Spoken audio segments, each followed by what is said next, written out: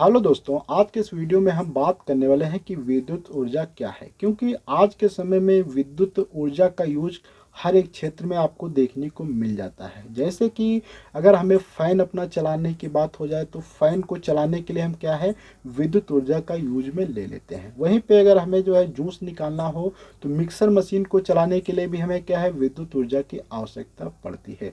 वहीं पे बड़ी बड़ी फैक्ट्रियों के अंदर भी क्या है, काफ़ी ज़्यादा विद्युत ऊर्जा की आवश्यकता रहती है।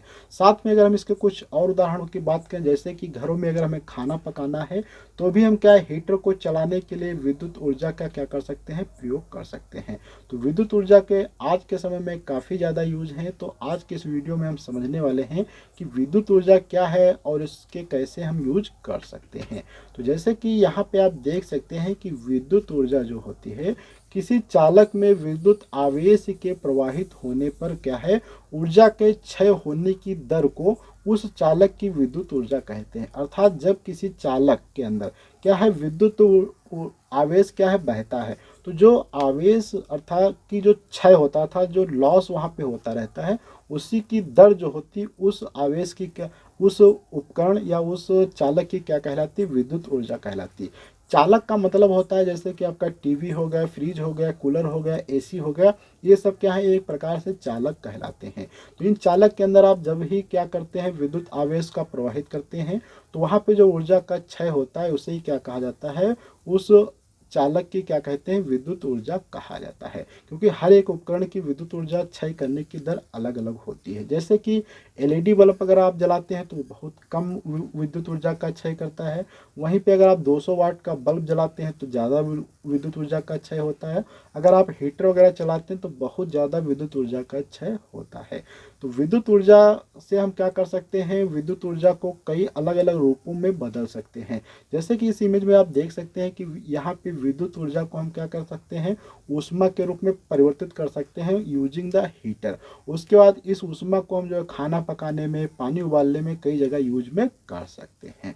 अब अगर हम थोड़ी सी बात करें विद्युत ऊर्जा क्या होती है, तो इस प्रकार ऊर्जा का क्षय होता है। अर्थात जब ऊर्जा का जो क्षय होता है तो इससे तार का ताप बढ़ जाता है और ऊर्जा का ऊष्मा में रूपांतरण होने लगता है। तो ये तो एक हीटर जो होता है, एक इसका उपकरण है या एक उदाहरण है विद्युत ऊर्जा का यूज में। ऐसे कई होते हैं, जैसे कि हीटर है, टीवी है, फ्रिज है, कूलर, ये भी सभी क्या है, विद्युत ऊर्जा के ही क्या है, उदाहरण हैं। तो बिजली का बल्ब जैसे होगा, प्रेस, हीटर, ऊर्जा क्या क्या है, विद्युत ऊर्जा के कुछ उदाहरण हैं। अब अगर हम थोड़ी सी इसमें गणितीय बात करें कि इसमें गणितीय समीकरण क्या होते हैं, तो अगर माना कि किसी तार में क्या है, कोई आई जो है विद्युत धारा अर्थात एम्पियर की धारा क्या है, बह रही है, समय टी समय तक क्या है, बहती है, तो उसमें से आवेश कितना होगा, जो कि Q बराबर IT समय होता है। वहीं पे अगर हम बात करें कि बैटरी द्वारा अगर आवेश Q हो, तार के सिरों के बीच में जो है एक स्थान से दूसरे स्थान तक ले जाने में किया गया कार्य क्या हो जाएगा, तो W बराबर Q इंटू वी हो जाता है। तो अगर हम Q का मान यहाँ पे पुनः रख देते हैं तो W बराबर क्या हो जाता है, V इंटू आई इंटू टी हमें प्राप्त होता है। ये W ही क्या है, हमारा जो यहाँ पे विद्युत ऊर्जा अर्थात कार्य है, और इसी की जो इकाई होती है वो SI इकाई होती है जूल। इसके कुछ और भी मैथमेटिकल एक्सप्रेशन है, जैसे कि V बराबर IR होता है।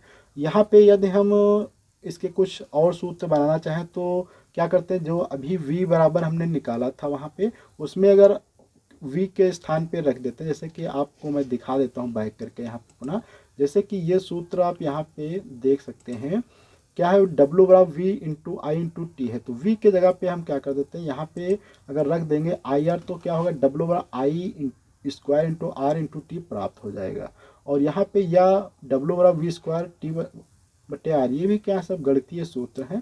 तो चूंकि हम जानते हैं कि एक कैलोरी जो उष्मा होती है वो कितने बराबर होती है, 4.2 जूल के बराबर होती है। तो आप चाहें तो इस ऊर्जा को उष्मा अर्थात कैलोरी में बदलने के लिए W को क्या कर देना, 4.2 से भाग दे देना है, तो हमें कैलोरी में उष्मा क्या है, प्राप्त हो जाएगी।